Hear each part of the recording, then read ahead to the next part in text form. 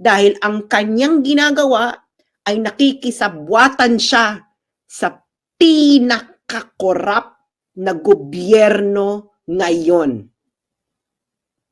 Di ba? Sabi niya lalabanan niya ang mga korap. Nasaan na siya ngayon? Di ba yan ang pinangako niya sa inyo? Kaya niyo siya binibigyan ng pera para bigyan niyo siyang proteksyon? Oh.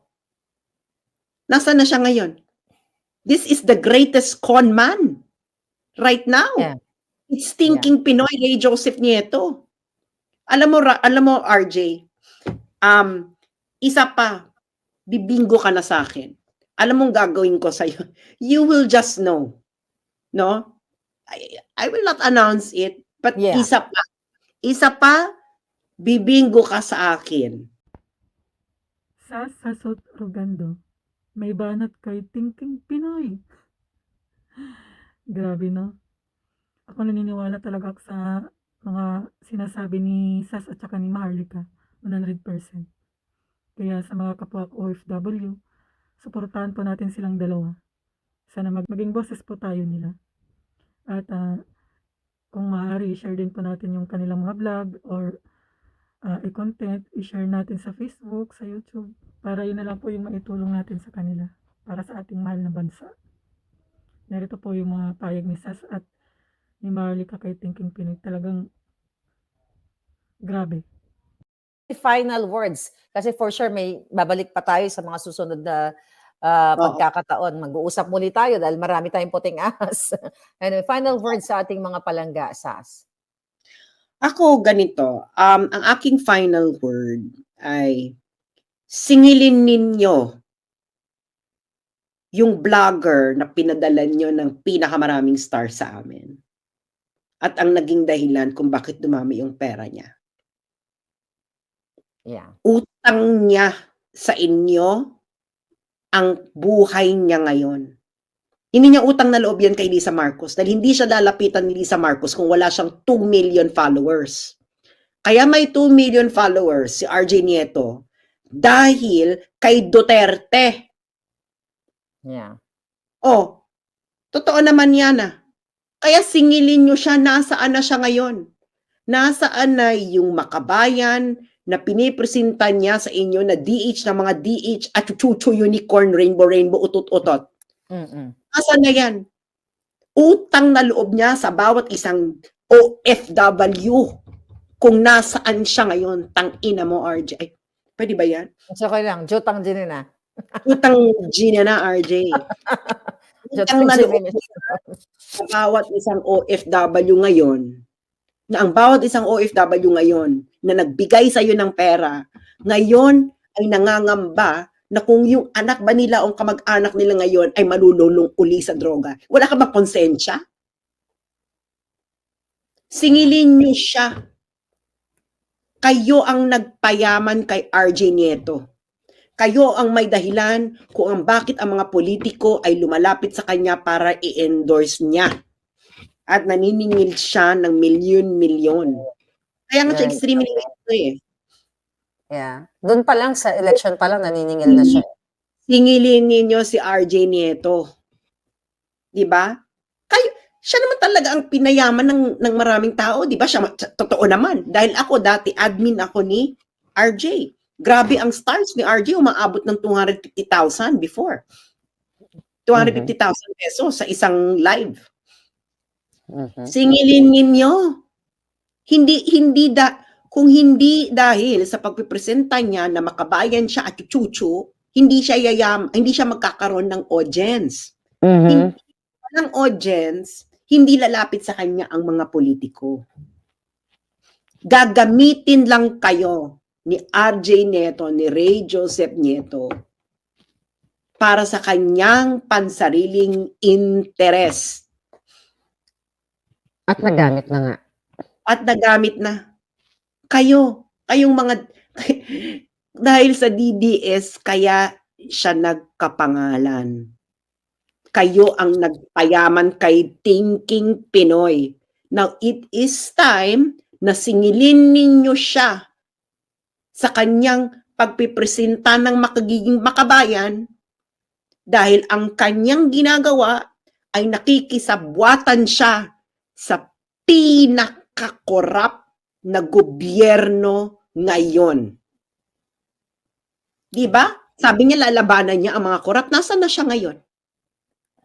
Di ba yan ang pinangako niya sa inyo? Kaya niyo siya binibigyan ng pera para bigyan niyo siyang proteksyon? Oh, nasaan na siya ngayon? This is the greatest con man right now. Yeah. It's thinking Pinoy, Ray Joseph Nieto. Alam mo RJ, isa pa, bibinggo ka na sa akin. Alam mong gagawin ko sa'yo. You will just know. No? I will not announce it, but Yeah. isa pa, bibinggo ka sa akin. Dahil you have become the monster that you have been hiding inside, and given the money and the power, you will unleash that monster. You, RJ Nieto, is not a patriot. You know what you are? Ray Joseph Nieto, thinking Pinoy. You are a profiteer. Profiteer. You are not a patriot, Ray Joseph Nieto. You are a profiteer. At tandaan mo to, RJ Nieto. Pag dumating ka na sa kamatayan mo, I really hope yung lolo Doro mo ang bibisita sa'yo at tatanungin ka kung bakit ka naging magnanakaw. Diba? Kasabot ka na ng mga magnanakaw, hindi magnanakaw ka na rin. Yeah. At sa bawat pagnakaw niya, ilang buhay ang nawawala. Ilang buhay. Oo, hindi ka ba nahihiya sa mga OFWs na pinagkaperahan mo na naging dahilan kung bakit dumami ang followers mo? Ngayon lahat sila nangangamba, RJ, kung anong mangyayari sa kanilang mga anak kung malululong na naman sa mga droga. Tapos ikaw nasaan ka? Nasa London ka. Nagmamayabang-mayabang ka ng Guyard. Tapos ang pinipresenta mo, DH ka ng mga DH? Come on. You are not a patriot. You are a profiteer. RJ Nieto, you are a profiteer. You are the greatest con man right now among all political bloggers. Yeah. I'm really, alam mo yon, parang ikaw nagsimula nito eh. Oh, tatapusin ko. You're a con man.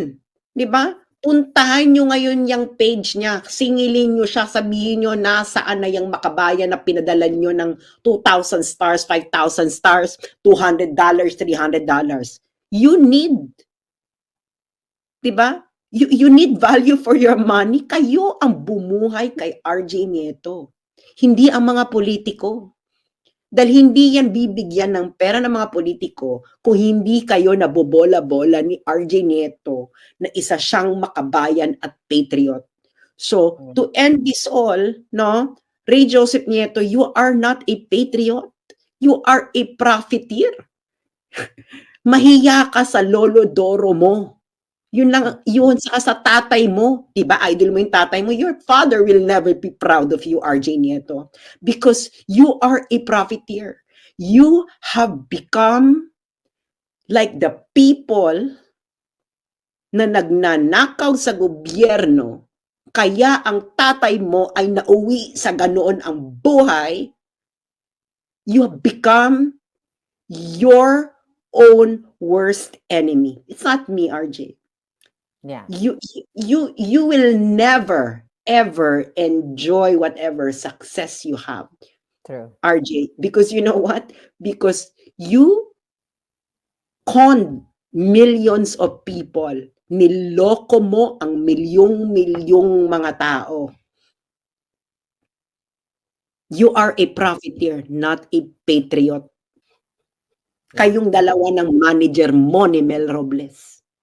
Yeah. So, dito lang ako. Pag kailangan na mag-tandem tayo, I'm always here. Walang sukuan na sa laban na ito. Tuloy-tuloy na to.